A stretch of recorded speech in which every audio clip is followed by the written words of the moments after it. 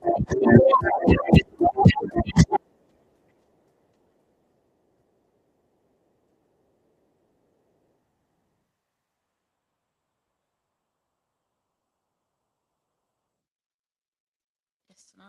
Islam, Islam, and welcome to another edition of the Moorish Light, where the revolution is a podcast. Of course, we will start our program off by saying the Moorish. Sorry about that. Starting off with the Moorish American prayer. Um, Islam, Islam, Islam. Allah, the Father of the universe, the Father of love, truth, peace, freedom, and justice. Allah is my protector, my guide, and my salvation by night and by day through his holy prophet, through Ali.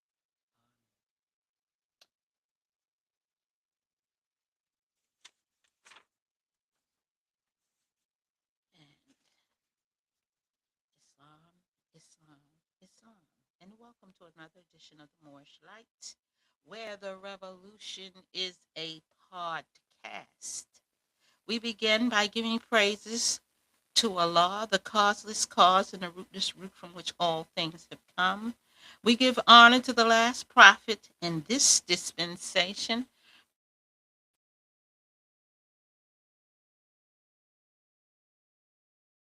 Grand Sheikh John Givensil, who built on the foundation.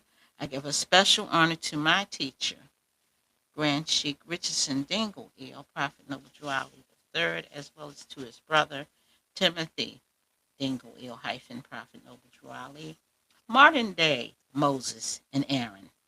Honor to Marcus Messiah Garvey and the great emancipator Abraham Lincoln.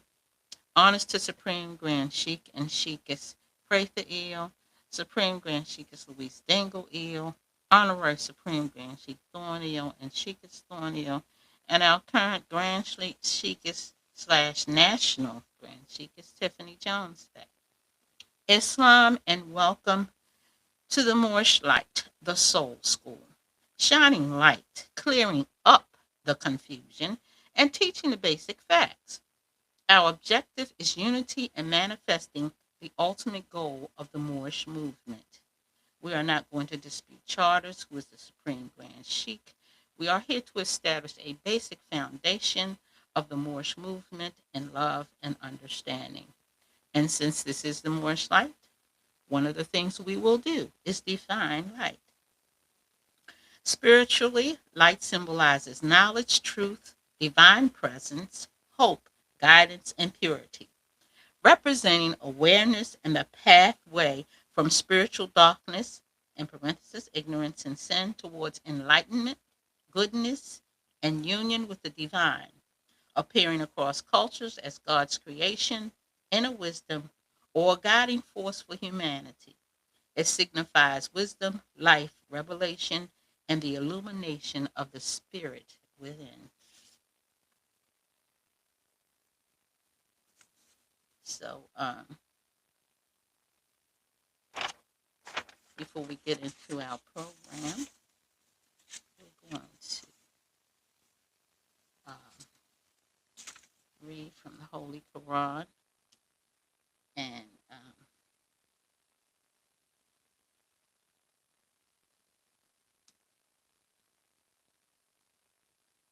we're going. I didn't put it up on the screen today, but it is Surah 10, ayats 108 through 109. Matter of fact, I can do that. If you just be a little patient with me. Let's see if I can do that.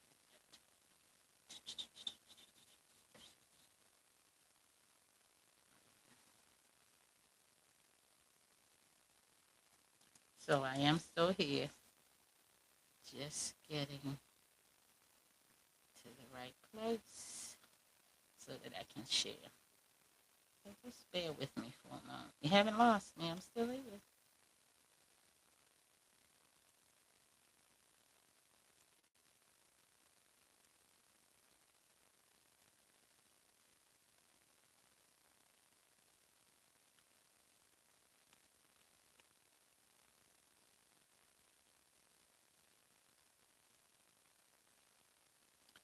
So,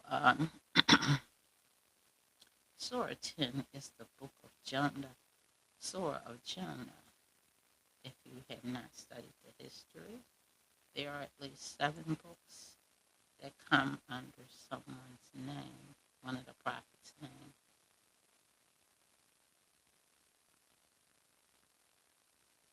And I was so busy doing research, I just had to share this. Me and AI was having a historical discussion,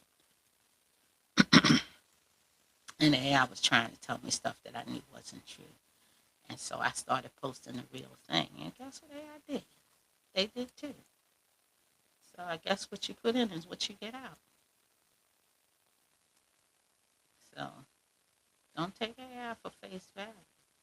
You got to have a background in order to get the proper information.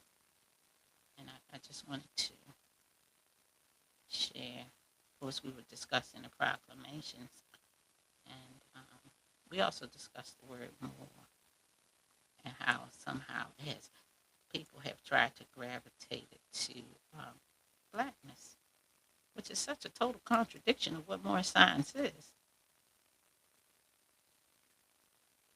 It amazes me that people are fine with it and say nothing. Okay, so go back here, and now I can share.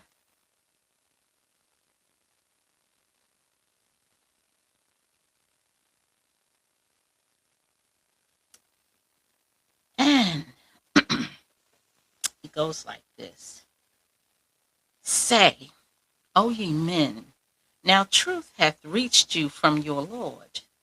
Those who receive guidance do so for the good of their own souls. Those who stray do so to their own loss. And I am not set over you to arrange your affairs. So a lot of times, we have this tendency to say, oh, we're going to let Allah work it out. Well, here Allah is telling you, I've given you everything you need. Work it out yourself. Work it out yourself. And it says, for Quran, the criterion between right and wrong has been sent to us from Allah. If we accept guidance, it is not as if we confer favors on those who bring us guidance. They suffer unselfishly for us in order that we may be guided for our own good. They suffer unselfishly for us in order that we may be guided for our own good. On the other hand, if we reject it, it is our own loss. We have a certain amount of free will, and the responsibility is ours and cannot be shifted to the teachers sent I by Allah. So a lot of times I hear Mo say, well, we ain't did this and we ain't done that and yada da yada da. But the whole point of the matter is that, are you listening? Are you dealing with the revelation so that you can perform the service or the job that needs to get done? Or have you gone up in your own head and created your own little synopsis or your own little plan that is going to be done your way? Because if we're all doing it the prophet's way, it should be no confusion. The only time we have confusion is when man puts his 2 cent worth in it. And y'all have put in about 25 cent worth, but you're getting it all back. It says, Ayat 109 says, follow thou the inspiration sent unto thee, and be patient and constant till Allah do decide, for he is the best to decide. When, in spite of all efforts of the prophets of Allah, people do not accept truth, and evil seems to flourish from time for a time, we must wait and be patient, but at the same time, we must not give up hope or persevering effort, for thus only can we carry out our part in the plan of Allah. Now, one of the reasons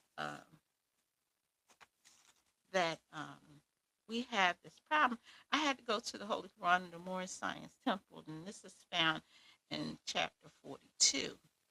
And it says, "Truth is but one. Thy doubts are of thine own raising. He who made virtues what they are planted in thee a knowledge of their preeminence. Act as thy soul dictates, and the end shall always be right." Preeminence. And that means that Allah, of course, some of us should know that Allah put a part of Himself in us, which gives us the power to make decisions. It empowers us to do some things. But a lot of times we get in our own way. So preeminent means above, eminent, above, or before others, superior and surpassing. And if I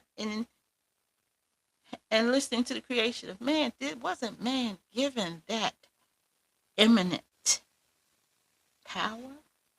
It says to be supreme, peerless, and distinguished. So,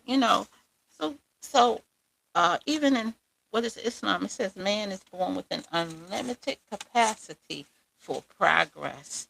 So we need to tap into our unlimited capacity. So as we move forward, um, in our lesson today,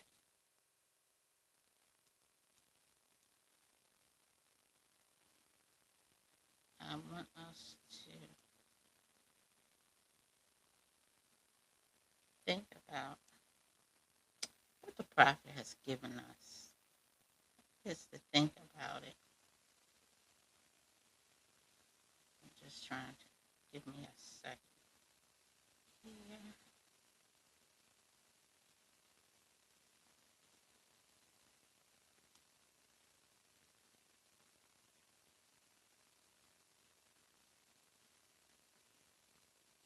So we're going to continue with our program, and I'm going to stop sharing.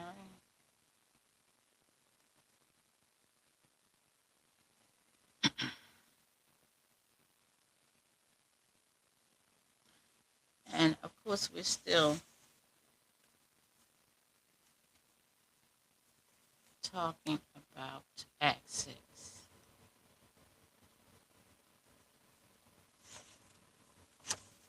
And I was looking for its,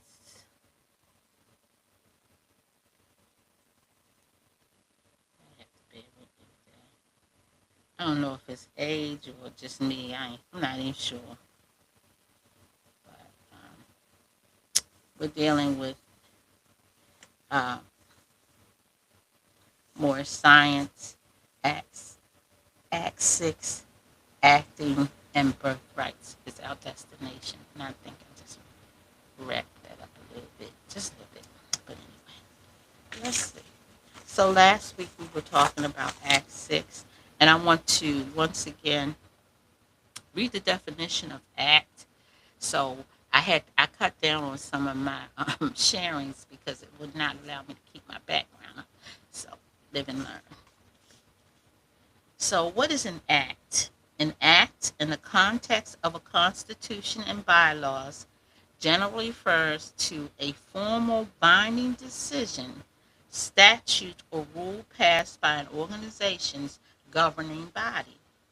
While a constitution outlines the fundamental high level principles, an act, and in parentheses provision within the bylaws, serves as a specific enforceable regulation that dictates operational procedures. So each one of those acts that we have dictates some operational procedures. And a lot of us, when we come into the Moorish Science Temple, we read Act 1 to Act 6. Act 1 does not apply to you when you walk in the door. You start at Act 7. And Act 7, and I'm going to do a little thing here. Act 7 is helping you work towards completion. Here's where you begin tilling your soil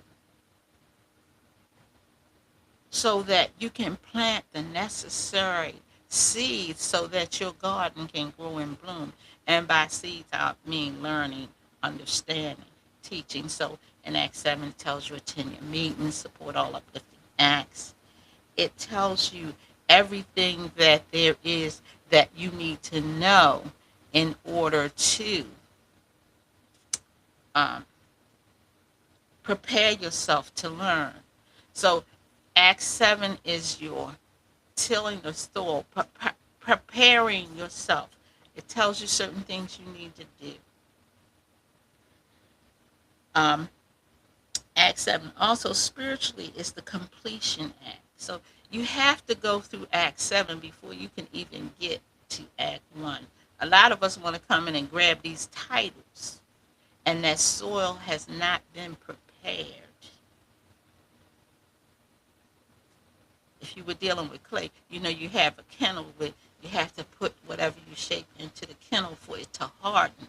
So if you have not prepared properly, you will come in here and function under a misunderstanding.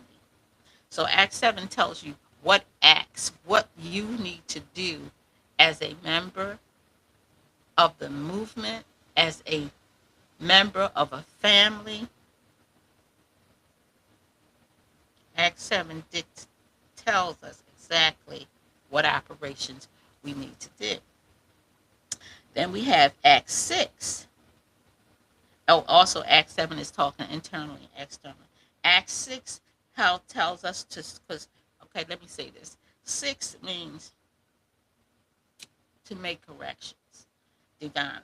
So in Act 6, we study and correct imperfections. So in Act 6, we learn we're not Negro, black, and colored. We learn we are part and partial of the government. So we learn some things that we need to learn so that we can make corrections in our miseducation. We have been miseducated. Starts right at the top. You're not Negro, black, and colored. Right from the jump. You have to proclaim your nationality, and they have to proclaim theirs. So, well, matter of fact, we're teaching you your nationality, and they have to proclaim theirs. So then that means study and correct imperfections. Imperfections that we have been trained to think. Imperfections that have been handed down to us. And one of my centers of imperfection now that I'm focused on is the fact that in the era of Christianity, I remember as a child we were told that the Old Testament, we're not supposed to deal with that because we're in a new era. They didn't use those particular words, but I remember that. Act 5 symbolizes Allah's grace, goodness, and favor towards humanity. Act 4 deals with stability, structure, and foundation. Act 3 deals with divine harmony and the integrations of opposites, often symbolizing unity and the Trinity. Act 2 deals with balance, harmony, partnership, and duality. And Act 1, the spiritual meaning of the number 1 centers on unity, new beginnings, absolute divine power. So when you get to Act 1, you're in a whole different mindset. You can't walk in here and jump into Act 1. You have to go through a process. You have to do some researching and some learning. Not stuff you made up now, not your personal research. But you have to go according to the lessons as laid down by the prophet. And some of us just think we can just do it our way our research is superior to all other research. And I will say next. So as I said, we're going to deal with. So those are like the divine things that each act possesses. And I will get into that in a little more in depth, but I do want to get into the other part of Act 6. And for those who may not know Act 6, I will read it for you.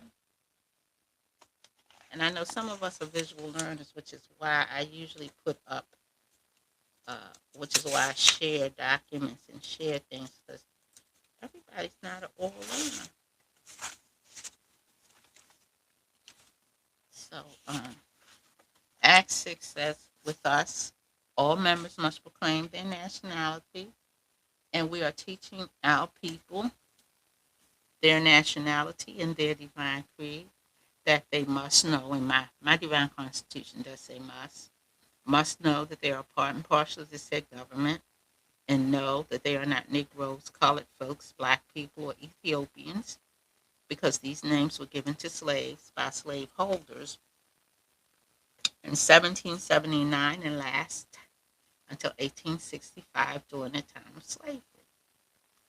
And that's going to be our main focus today. So next week we'll do the other portion.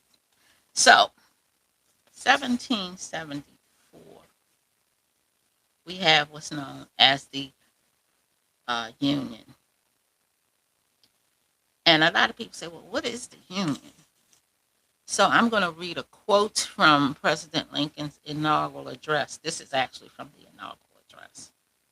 It says, descending from these general principles, we find the proposition that in legal contemplation, the Union is perpetual, confirmed by the history of the Union itself. The Union is much older than the Constitution. It was formed, in fact, by the Articles of Association in 1774. It was matured and continued by the Declaration of Independence in 1776.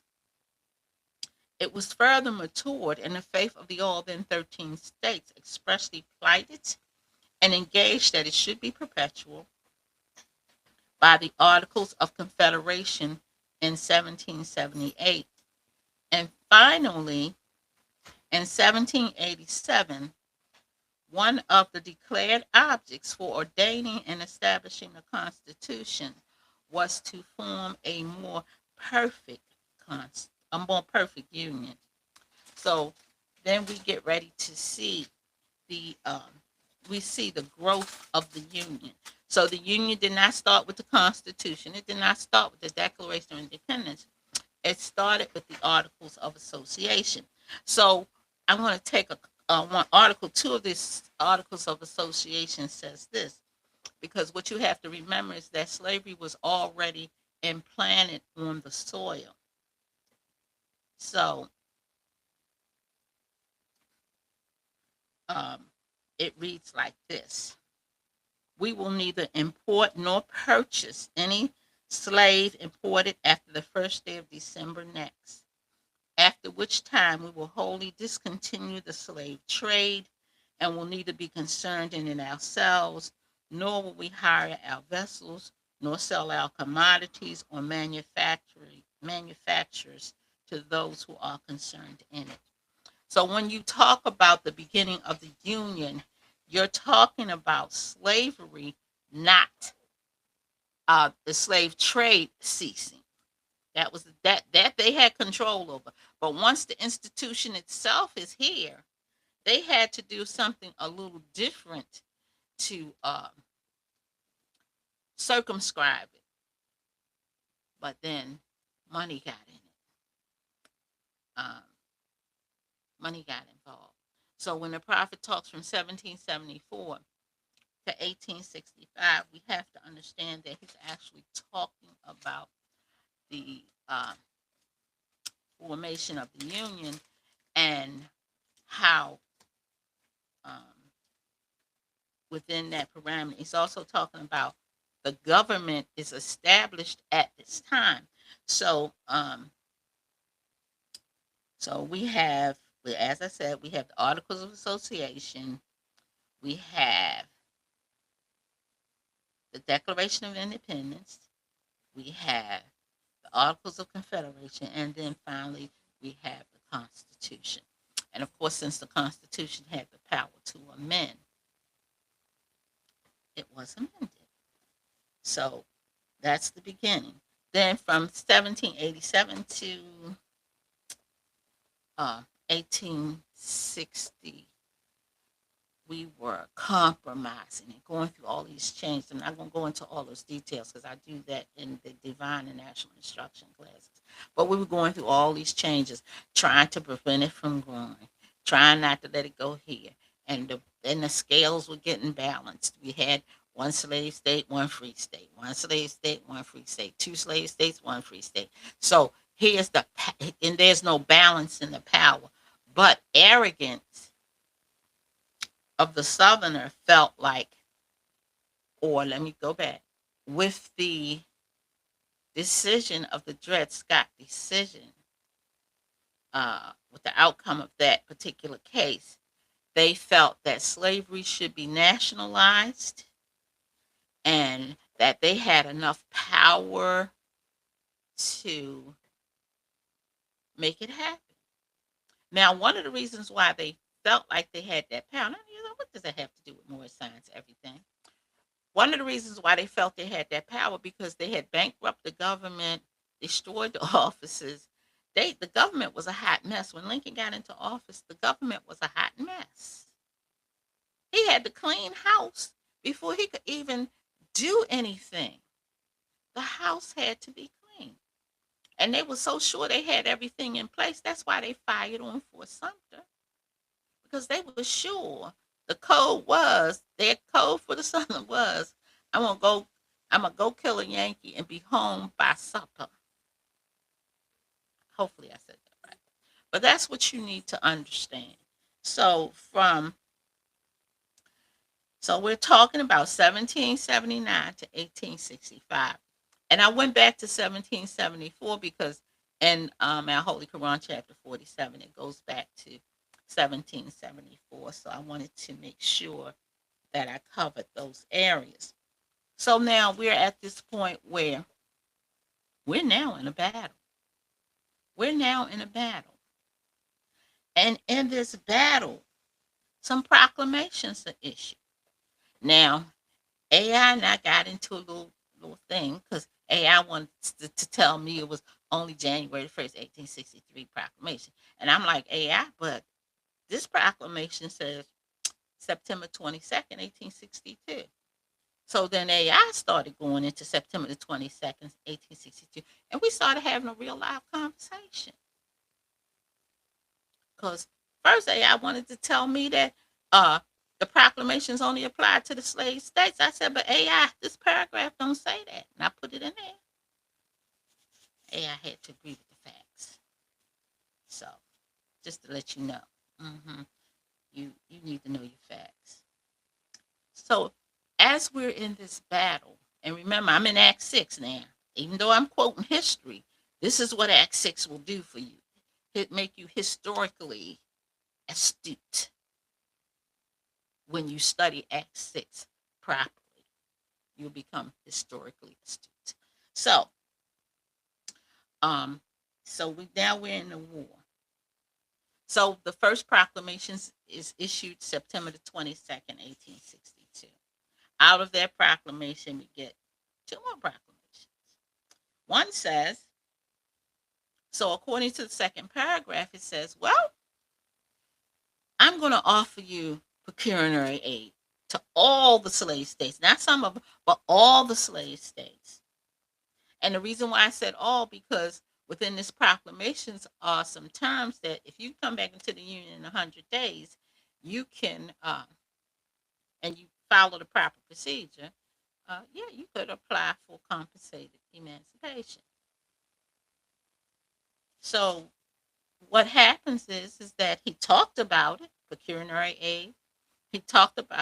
He says that I'm going to go in depth about pecuniary aid on December 1st, 1862, with compensated emancipation. Uh, and so he does. Gets the whole plan, lay the whole plan out, 3 articles to go into the Constitution to carry this thing out.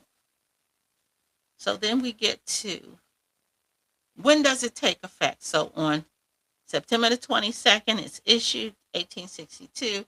December the 1st, 1862, instructions are given. January the 1st, 1863, it is now implemented. And on December 15th, 1862, it also became law. The 1st, September the 22nd, 1862. A lot of people don't realize that or even know that. Depends on what you read. So So we have the proclamations. Then we get to the proclamations of this, Amnesty and Reconstruction on December the 8th, 1863. The Southerner has to take an oath to support everything that passed during the Civil War so that we can get back to our peace mode, so that the slavery thing is ended. You get your compensation, and the slavery thing is ended. That's how it was supposed to go. To put even more validity on it, the president supported the 13th Amendment. Now, President Lincoln's policy was compensated emancipation. What we see, and President Lincoln, see, this is what you call a mastermind, because this time the president signed the amendment. He signed the 13th Amendment. The president usually doesn't have to sign it. But in this particular case, the president signed the 13th Amendment. Now, we just talked about compensated emancipation. We just talked about the proclamations. And then we go look in our Constitution. We see something that says slavery shall just stop unless punishment for a crime. Really? No compensation, no land, no process, no nothing? Now, if you know the history and you know how Lincoln was, how thorough he was, how he was historically astute, he was. Do you think he would have signed that 6th article of the Northwest Ordinance into law? I just need us to exercise some common sense. Just a small tad bit of common sense. Do you think he would go against everything he fought for?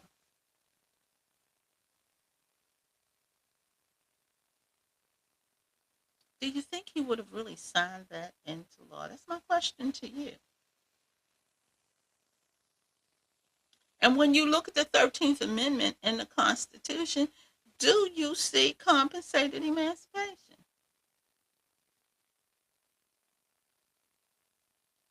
Or do you go into the hypocrisy of the 14th Amendment, which says monies that are lawful shall not be paid? Hmm. The prophet trying to tell us something. See, because after 1865, everything after 1865 was a conspiracy to keep us in perpetual, listen to me carefully, perpetual mental slavery. Perpetual state of being a beggar people. A perpetual state of servitude. A perpetual state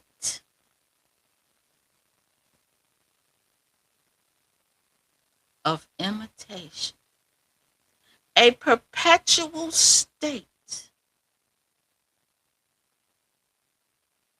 of crumb snatching. And what do I mean by crumb snatching? I mean, you tell me I'm free. Then you tell me I'm a citizen. And I ain't learned to read or write. I haven't learned. You have not transitioned me mentally from seeing you as my master. And it's gotten so bad to this hour until We see equality as being with a European man or European woman. That's social. That's not equity, my people. That is social.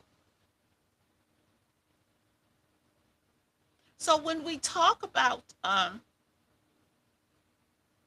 where what should our focus be?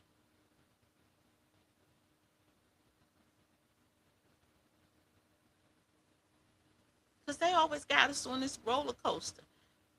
We were they everybody mad at Trump. Okay, you mad at, but what are those who represent us doing for us? Let's ask that question.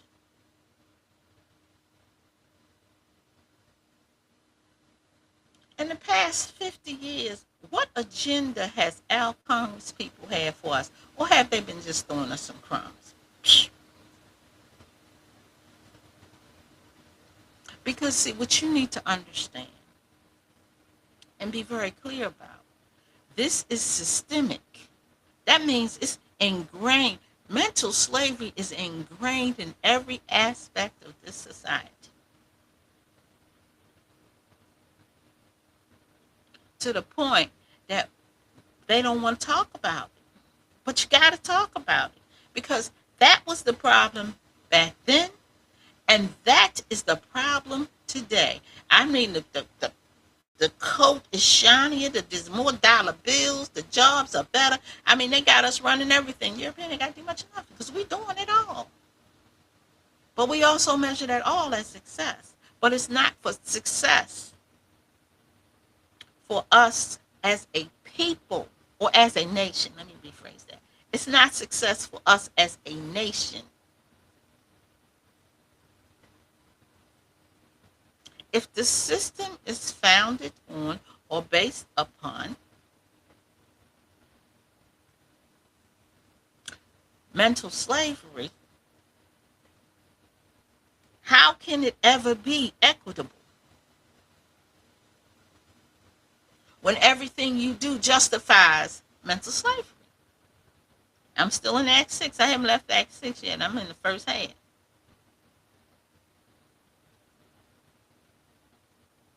So in Act 6, you have to learn that history.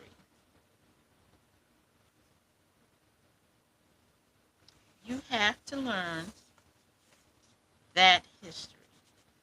What is it? How does that apply today?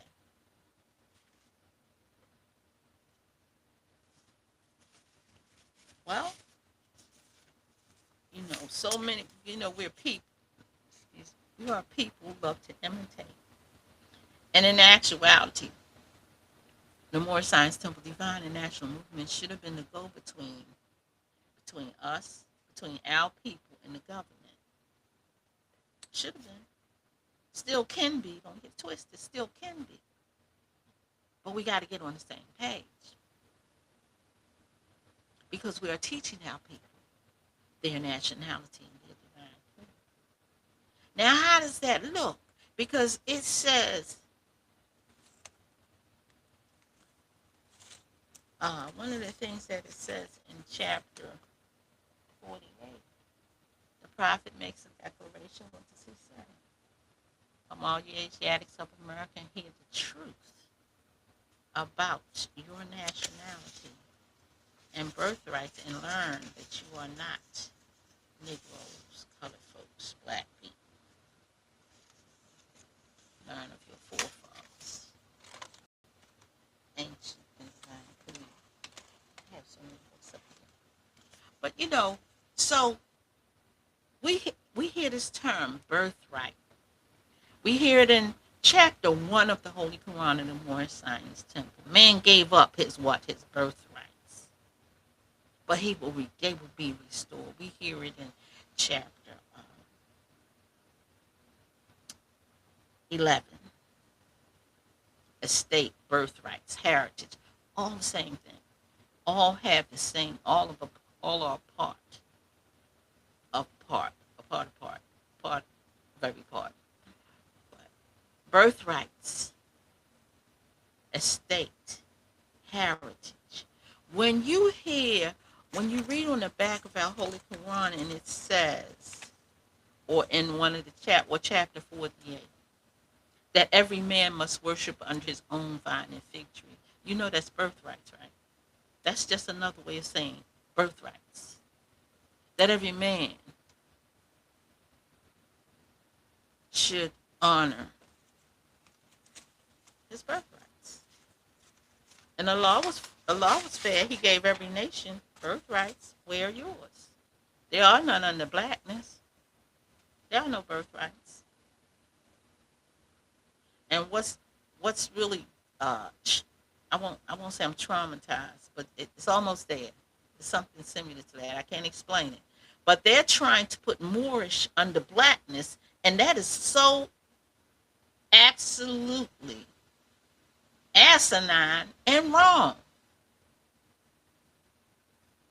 Moorish does not belong under black rhetoric, African American studies, or any of those things because they're total opposites. There is no compromising when it comes to your birthrights. So let's, and birthrights are something you're given by what? Birth. Every nation has them. But then when you hit black, what you gonna say? I don't know, Crayola. I don't know. What you gonna say? That's your birthright. What you gonna say? What you gonna hold on to? What's your principles? So if you say that your race is black, what's your nationality? You know, and I gotta do this. Hold on a second. Just hold on with me for 1 second.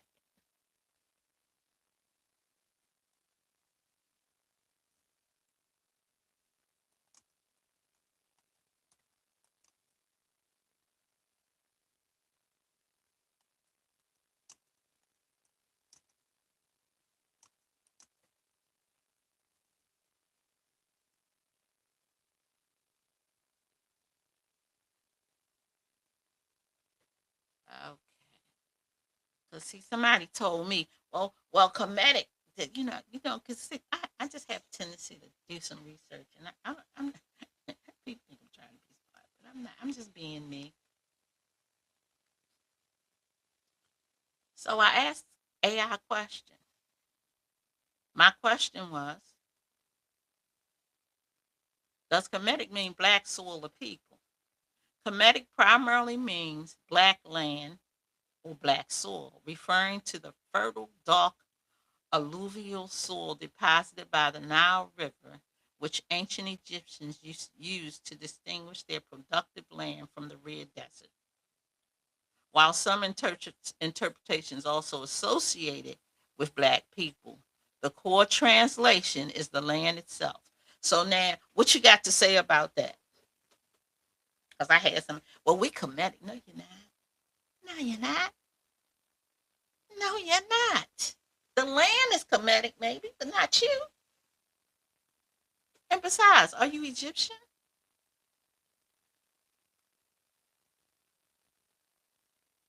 So I keep telling you, you got to ask the right question. You just have to ask the right question. Now, somebody said that more means black. No, it don't.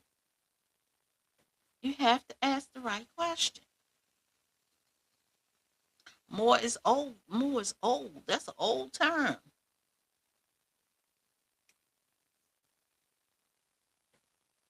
And I did look it up. So I want to kind of stay in Act 6 though. Now I'll bring up more next week. But I want it to be clearly understood. Same page, Moorish Americans. Same page.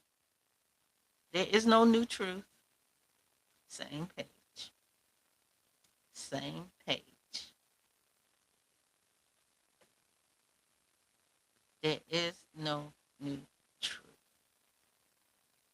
So as we travel down this road, and remember now, we're talking Act 6. I have not left Act 6 yet. I want you to be very clear. I have not left Act 6. I've carried you through the timeline. The timeline says from 1779 to 1865. Anything after 1865 does not apply to Moorish Americans. But you need to understand that. Because some of y'all knee deep in the 14th Amendment, some of you knee deep in the treaty, you over here, you over there. See, it's called more science for a reason. The prophet knew exactly what he was doing because he know how we are as a people. Because we'll put a fez on and call ourselves rednecks or red Indians or whatever. Because that's what some of us are doing now in fezzes and turbans. That is nowhere in our literature. That is nowhere in that revelation that I talked about when I read from the Holy Quran of Mecca. It is nowhere in the teachings of Prophet Noble Drew Ali. See, when we get right, the rest of the world can get right. But we got to get right first because the prophet came to us. We don't need to modify, change, or adapt. We really just need to recognize. And if we got some real faith, we just sit still, we sit and be still and let Allah talk to us. If when we get real faith, and we'll stop trying to tell the prophet and Allah they're playing. So definitely, we need to get the history straight. So that was once again, that timeline is from 1774 to 1865. 1774, this nation declared that it would no longer deal in slave trade. Not 1808 was just a reinforcement of that particular Article 2 of the Articles of Association. And you have to make the associations. You have to make the connections between these components of history, especially as they apply to us. So what happened was what made slavery become so relevant? Technology. What was it? The cotton gin and there's another machine. Well, I know one of them was the cotton gin. And so, so again, what do we need to do today? Today, Moorish Americans, and we've been saying this for years, we need to come together. Not just to talk, but to study. Study what? 1774 to 1865. Those things that can be applied to restore our nation. Because birthrights is mentioned in Leviticus 25:10. You shall return every man to his property, you shall return every man to his family, you shall return every man to his land. So it's not a new process. It's not called what is it y'all want? I can't think of what is it that y'all trying to get. You don't want reparations. You trying to get reparations. Reparations is given to a nation, and you haven't even got nationhood straight yet. We just studied last week what you changed our names 12 times between now and 1790 when the census was developed. It's time to do something new. It's definitely time to do something new. So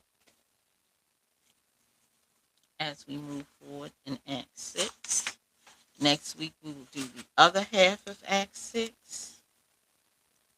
But I do want to read Act 6 to you once again. In actuality, anybody who's a Moorish American should know. Let me break the basics down. 2 things you should know: your nationality card and Act 6. Those are the 2 things you should know. Somebody should be able to walk up to you, not just anybody, but somebody who has authority walk up to you, say Act 6. You should be able to say it. Say what's your nationality card say. Those are practices, because when you get that card in your head, you're going to see this is your nationality and identification card and birthrights for the Moorish Americans. Birthrights. Birthrights. Not imitation rights now. Birthrights. To be your original self, not the self by imitation. Because of the Asiatic race today, from what I can see, if the movies are telling the truth, we're so busy trying to be like the European, we losing who we are.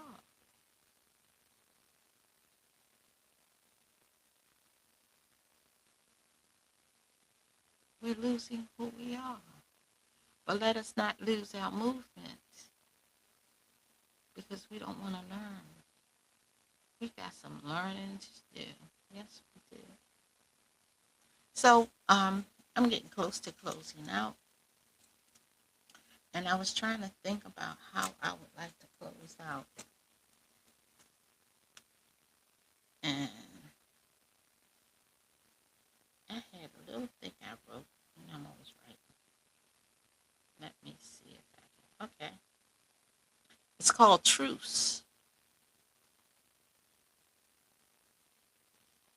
Out of truce, we get roofs. We get the word rust. Truce will get the rust out. I gotta make sure can read what I wrote right, because in my head it sounds so good. Truth takes the rut out. Truth hurts but heals. Thus you know, shuts down lies. Roofs will build. Trust creates. Rush you can't. Tush will make soft. You ever heard a hard head makes a soft behind?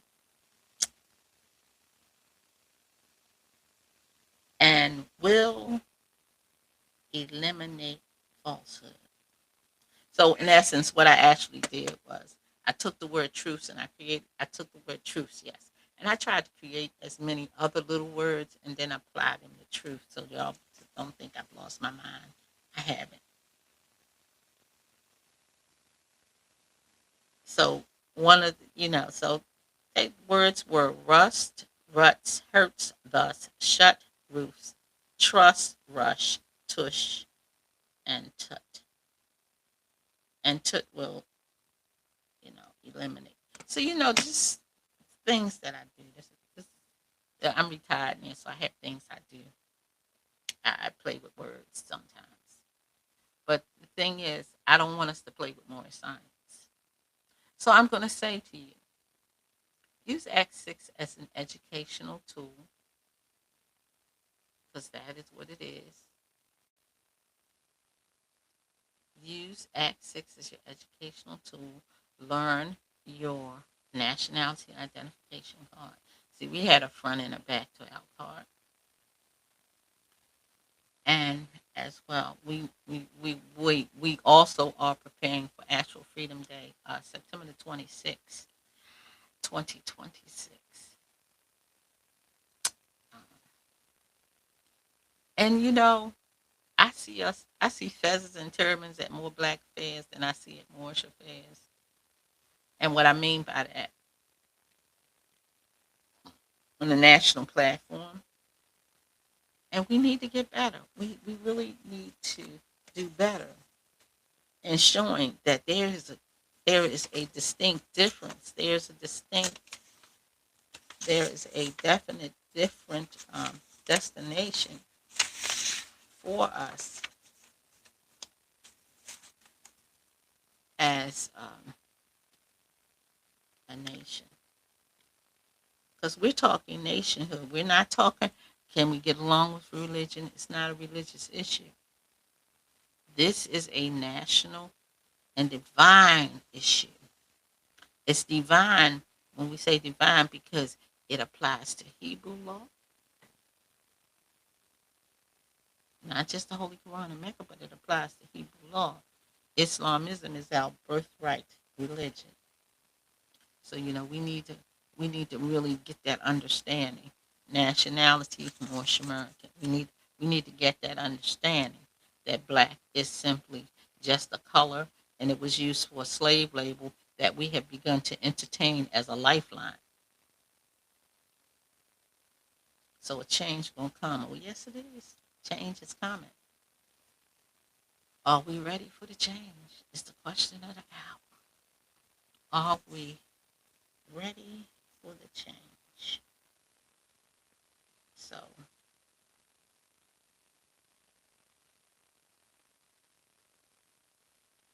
I would love for let me invite you out. We have Divine and National Instruction Sunday, 10:15 to 11:45. Um, Again, join us next week for the Moorish Light. We are located at 1055 North Milton Avenue. We have Holy Night, 8 p.m. Sunday School, 12 to 2. We also have our sister temple. I'm at 2900 West Pressman Street, 12 to 2, 8 to 10. Um, Join us. We do a live broadcast for our temples. So please do join us. If you have any questions for me, you can always hit me up on Facebook or message me, or you can find me. I'm findable. So, in closing, I just like to say, embrace the prophet, embrace Allah, embrace divine and national, embrace one another, and embrace the mission. And we thank you for allowing us to bring to you the Moorish light and love and understanding. Have a prosperous week. For those of you who are doing Ramadan, much success. And so without further ado, we get ready to close out.